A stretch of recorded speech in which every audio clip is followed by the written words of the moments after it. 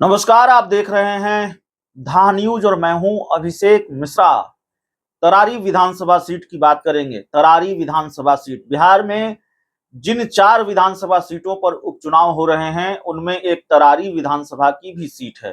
तरारी विधानसभा seat पर भी उपचुनाव हो रहा है और जिस सीट के लिए सबसे पहले कैंडिडेट का नाम सामने आया है वो तरारी की विधानसभा सीट ही है। तरारी विधानसभा सीट के लिए प्रशांत किशोर ने अपनी पार्टी जन सुराज के कैंडिडेट के नाम की घोषणा कर दी है, नाम का ऐलान कर दिया है। और एक रिटायर्ड सेना के बड़े अधिकारी उनको तरारी से टिकट दिया है प्रशांत किशोर ने, एसके सिंह को। एसके सिंह तरारी के ही रहने वाले हैं। लेकिन सवाल यह है कि प्रशांत किशोर के ये जो चुनावी पहलवान हैं वो बाहुबलियों के अखाड़े में कितना टिक पाएंगे। तरारी की सीट बाहुबलियों का अखाड़ा है और तरारी की विधानसभा सीट से या तो बाहुबली कहे जाने वाले सुनील पांडे, जो उस इलाके के बड़े प्रभावशाली नेता हैं, उस इलाके के प्रभावशाली नेता हैं, जनाधार से मजबूत नेता भी माने जाते हैं, वोटरों में उनकी स्वीकार्यता है। और बाहुबली सुनील पांडे या उनके बेटे को भारतीय जनता पार्टी टिकट दे सकती है।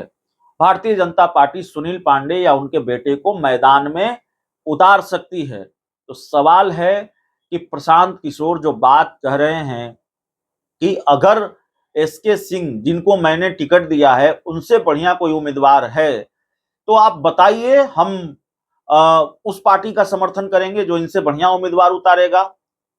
देखिए, प्रशांत किशोर जो बात कह रहे हैं, एसके सिंह सेना के रिटायर्ड अधिकारी हो सकते हैं, पढ़ाई लिखाई के मामले में योग्य हो सकते हैं दूसरे उम्मीदवारों के मुकाबले, और देश का नाम रोशन किया है एसके सिंह ने। आप यह भी कह सकते हैं, कह सकते नहीं, कहना चाहिए। अगर वो सेना में इतने बड़े अधिकारी रहे हैं, सेना को अपनी सेवाएं सालों तक दी है, लेकिन क्या ये चुनाव जीतने के लिए काफी है? क्या इससे चुनाव जीते जा सकते हैं और चुनाव जीते जाते हैं मौजूदा राजनीतिक दौर में? प्रशांत किशोर बदलाव की बात करते हैं, बदलाव का दावा करते हैं, और प्रशांत किशोर दावा कर रहे हैं कि एसके सिंह के जरिए तरारी में वो सल्टा देंगे और अपने उन पहलवानों के जरिए जो उतरने वाले हैं जन स्वराज की तरफ से विधानसभा की चारों सीटों पर, उनके जरिए 25 की जगह 24 में ही सारी पार्टियों को सल्टा देंगे।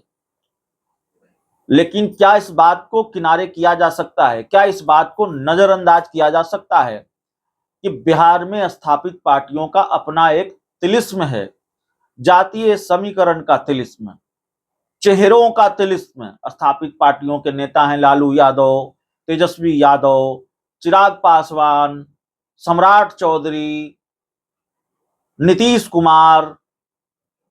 तो जाहिर तौर पर उपेंद्र कुशवाहा, तो क्या इन स्थापित चेहरों का जो तिलिस्म है उसको धता बता रहे हैं प्रशांत किशोर, और धता बताया जा सकता है?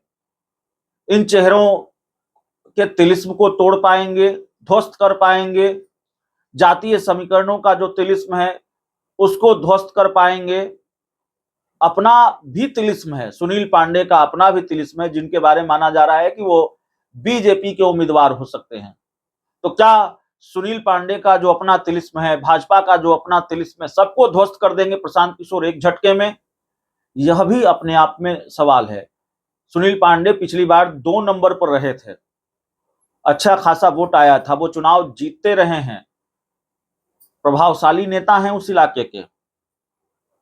और क्या प्रशांत किशोर के पहलवान सुनील पांडे को या उनके बेटे को चित कर देंगे, बीजेपी के उम्मीदवार को चित कर देंगे?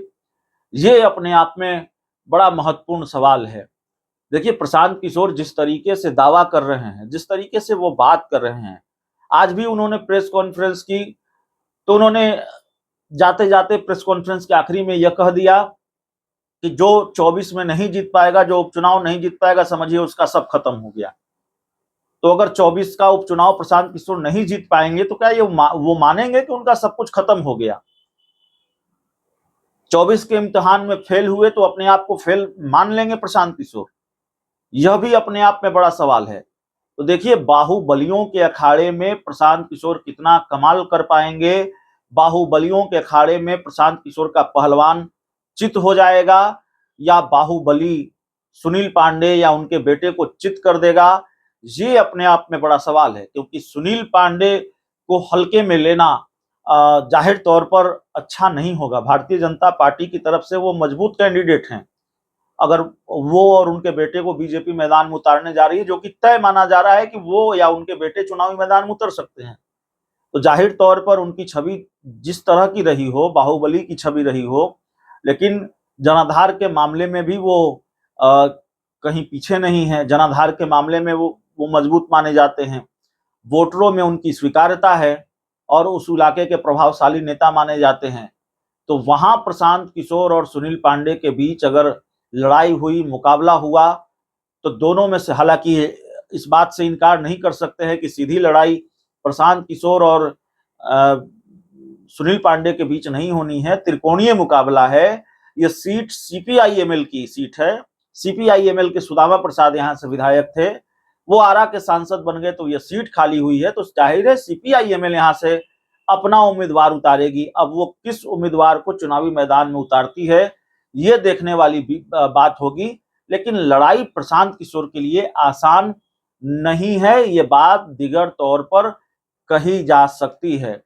बाकी भी 3 सीटें हैं, बेलागंज है, इमामगंज है और रामगढ़ है। इन 3 सीटों पर उम्मीदवारों की घोषणा आज प्रशांत किशोर ने नहीं की है। लगा कि आज प्रशांत किशोर सारी सीटों पर, चारों सीटों पर उम्मीदवारों के नाम का ऐलान कर देंगे और तस्वीर पूरी तरह से साफ कर देंगे। लेकिन प्रशांत किशोर ने आज सिर्फ एसके सिंह के नाम की घोषणा की, तरारी से उम्मीदवार के नाम की घोषणा की, दूसरे किसी सीट से उम्मीदवार के नाम की घोषणा प्रशांत किशोर ने नहीं की। प्रशांत किशोर से यह सवाल भी पूछा गया प्रेस कॉन्फ्रेंस में कि बाकी सीटों पर उम्मीदवारों के नाम का ऐलान कब होगा, तो उनकी तरफ से यह जानकारी दी गई कि 2 से 3 दिनों में वो अपने उम्मीदवार के नाम का ऐलान कर देंगे। बाकी सीटों पर उम्मीदवारों के नाम का ऐलान कर देंगे। रामगढ़ में और बेलागंज में और इमामगंज में प्रशांत किशोर की पार्टी जन सुराज का उम्मीदवार कौन होगा, इस पर सबकी निगाहें टिकी हुई हैं। और प्रशांत किशोर नए खिलाड़ी एंट्री हुई है उनकी बिहार की राजनीति में, तो जाहिर है उन पर ज्यादा निगाह टिकी हुई है। अब उनकी तर्कस में कौन कौन तीर हैं, एक तीर तो प्रशांत किशोर निशाना साध चुके हैं, एक तीर अपनी तर्कस से वो निकाल चुके हैं एसके सिंह को। अब बाकी कौन कौन तीर उनकी तर्कस से निकलते हैं, कौन कौन किस किस पहलवान को वो मैदान में उतारते हैं, ये देखना जरा बड़ा दिलचस्प होगा। बहुत बहुत धन्यवाद।